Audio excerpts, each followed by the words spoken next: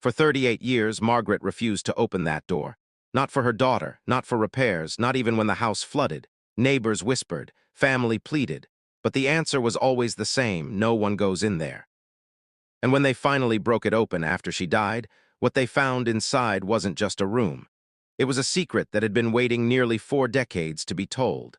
The house sat on Maple Street in a quiet corner of Portland, Maine. A modest 2-story home with pale blue shutters and a garden Margaret tended every spring without fail. To anyone passing by, it looked like 100 other houses on that block. Neat, ordinary, forgettable. But inside, behind a white wooden door at the end of the upstairs hallway, time had stopped on October 14, 1986. Margaret lived alone for most of those years. Her daughter, Claire, had moved to Boston for college in the early 90s and only came home for holidays. The visits were always tense, not because they fought, but because of what was never said. Because of the door Claire wasn't allowed to touch. Margaret was 63 when it all began, and by the time she died at 91, that door had become as much a part of her as her own heartbeat. She dusted the hallway around it. She vacuumed right up to the threshold, but she never turned the handle, never crossed that line. Friends who visited noticed, of course. They'd glance down the hall and see the door always closed, always locked, and they'd wonder. But Margaret had a way of changing the subject before anyone could ask. She'd offer tea, comment on the weather, smile in that polite, distant way that made it clear the conversation was over. No one pushed, not after the first few years. Because everyone in town knew what had happened to her son. They knew about Daniel. He was 22 when he disappeared.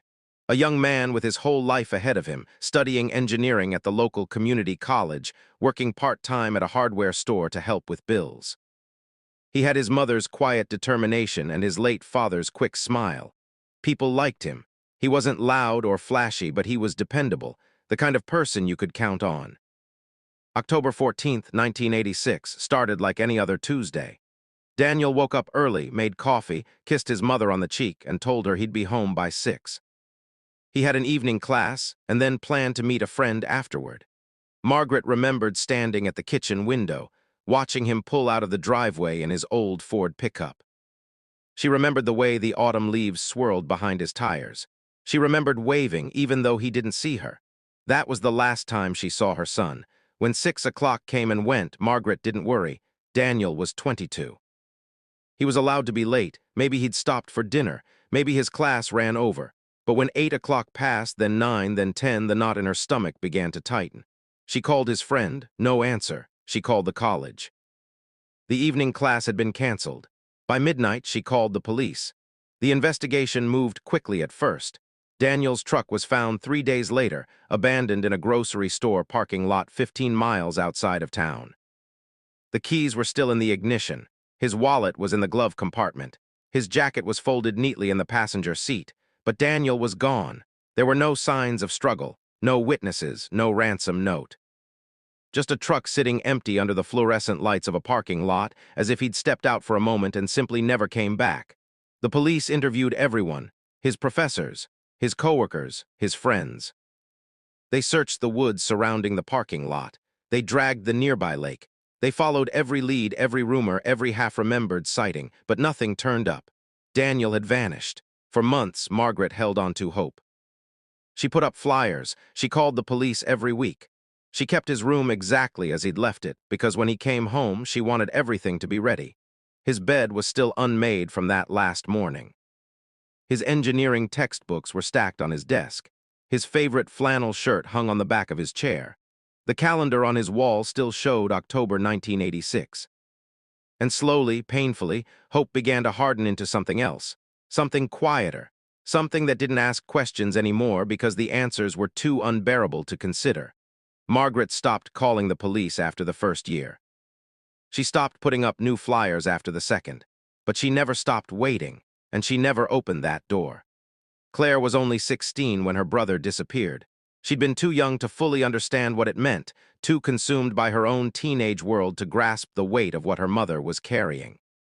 But as the years passed and she grew older, the locked door became a source of frustration, then anger, then eventually a kind of resigned sadness. During one visit home in 1995, Claire tried to talk to her mother about it. They were sitting in the living room, the evening light slanting through the curtains, and Claire had finally worked up the courage to say what she'd been thinking for years. "Mom, it's been 9 years. Maybe it's time to—" "I don't know." "Move forward." Margaret's face had gone very still. "Move forward to where, Claire?" "I just mean, keeping his room like that, it's not healthy, it's like you're frozen." Margaret set down her tea. Her hands were trembling, but her voice was steady. "That room is not your concern. He's my brother, and he's my son." The conversation ended there. It always did. Before we dive deeper, let us know in the comments where you're watching from. We'd love to hear from you.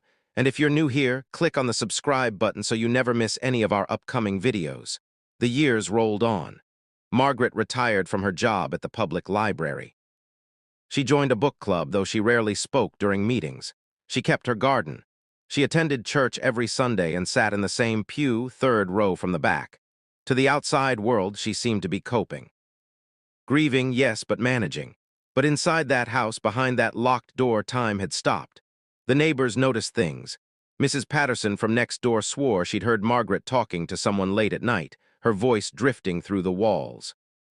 But when she'd mention it the next morning over the fence, Margaret would just smile and change the subject. Tom Rivera, who mowed her lawn every other week, once asked if she wanted him to fix the loose hinge on the upstairs door. Margaret had looked at him with an expression he'd never forget. Not angry, not sad, just empty. "That door is fine," she'd said, and that was the end of it. By the time Margaret reached her 80s, Claire had given up trying to change her mother's mind. She visited less frequently now, her own life in Boston demanding more attention. She had a career, a husband, eventually a daughter of her own. But every time she came back to Portland, that door was still there, still locked, still waiting. In the summer of 2023, Margaret fell in her kitchen. She'd been reaching for a jar on a high shelf when she lost her balance and hit her head on the counter. Claire got the call from a neighbor who'd seen the ambulance. By the time she arrived at the hospital, her mother was stable but weak. The doctors said she'd fractured her hip. At 91, recovery would be slow.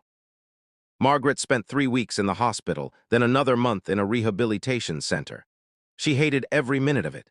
She kept asking Claire when she could go home, kept insisting she was fine, kept trying to get out of bed before the nurses would allow it. But her body had other plans. In late September, Margaret developed pneumonia. Her condition deteriorated rapidly. Claire stayed by her bedside, holding her mother's hand, watching her slip in and out of consciousness. On October 12, 2024, 2 days before the 38th anniversary of Daniel's disappearance, Margaret woke up lucid for the first time in days. She looked at Claire with clear eyes and said something that would echo in her daughter's mind for months to come. "The key is in my jewelry box, top drawer, you'll know which one."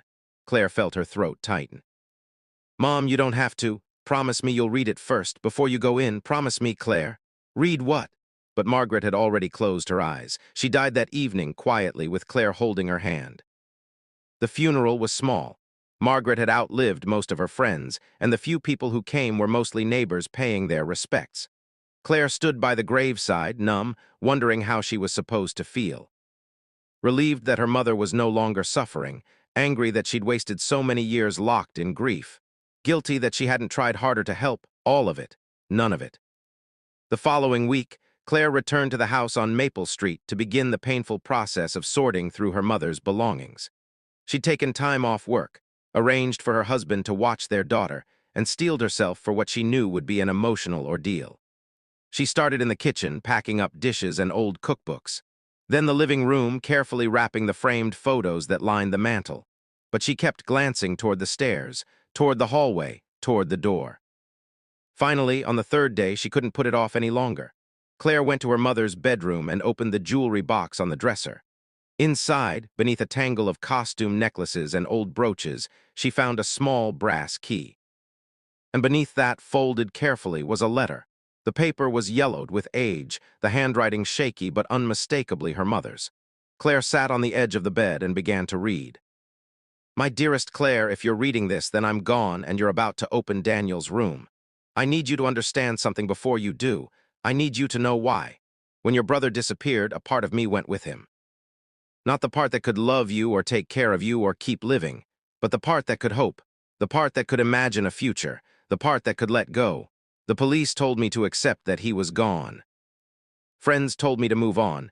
Even you, my sweet girl, told me it wasn't healthy to keep his room like a shrine. But here's what none of you understood. That room wasn't a shrine. It was a promise. Claire's hands were shaking now. 2 weeks after Daniel disappeared, I had a dream. He was standing in his room, folding that flannel shirt, and he looked at me and said, "I'm coming back, Mom, just wait for me." I know it was just a dream, I know that. But it felt real, and when I woke up, I made a decision. If there was even the smallest chance, even the most impossible, foolish chance that he might come home, I wanted everything to be exactly as he left it. I wanted him to walk through that door and see his room and know that I never stopped believing. I never stopped waiting, so I locked it, not to trap the past, but to preserve the possibility of a future I couldn't let go of. I know what this cost me. I know what it cost you. And I'm sorry, Claire, I'm so deeply sorry, but I couldn't do it any other way. Inside his room, you'll find something I've kept hidden all these years. Something I couldn't bear to look at, but something you need to see. I hope someday you can forgive me. I hope someday you can understand. With all my love, Mom. Claire sat there for a long time, tears streaming down her face, the letter clutched in her hands. Then she stood, walked down the hallway, and stopped in front of the white wooden door. The lock clicked open easily. The door swung inward with a soft creak, and Claire stepped inside for the first time in 38 years. The room was exactly as her mother had described. The bed was unmade, the sheets rumpled as if Daniel had just gotten up. His textbooks were stacked on the desk. The flannel shirt hung on the chair. Dust covered everything like a shroud, untouched and undisturbed. But what caught Claire's attention was the shoebox sitting in the center of the bed. It hadn't been there before. Margaret must have placed it there at some point, maybe years ago, maybe decades. Claire picked it up with trembling hands and lifted the lid. Inside were letters, dozens of them, all addressed to Daniel, all written by Margaret, one for every year, every birthday, every Christmas, every October 14th. Claire pulled one out at random, dated October 14th, 1995. "My dearest Daniel, it's been 9 years today. I made your favorite dinner, even though there's no one to eat it. Claire thinks I'm losing my mind. Maybe I am, but I keep thinking about what you said in my dream. Just wait for me. So I'm waiting, sweetheart, I'm still waiting." Another letter from December 25th, 2003. "Merry Christmas, Daniel. Claire brought her new husband to meet me this year. He's a good man. You'd like him. I wish you could have been here. I wish you could have walked her down the aisle like we always planned. But I set a place for you at dinner anyway. Just in case." One more from his birthday in 2017. "You'd be 53 today, I'm 80 now. I know I won't live forever, and I know you're probably not coming back. But I can't stop. I can't unlock this door because unlocking it means accepting that you're gone. And I'm not ready, Daniel. I'll never be ready." Claire sank to the floor, surrounded by letters, sobbing for her brother, for her mother. For all the years lost to grief and hope, and the impossible weight of love that refused to let go. She stayed in that room for hours, reading every letter, piecing together the private agony her mother had carried alone for nearly 4 decades. And slowly, through the tears and the heartbreak, something else emerged. Understanding.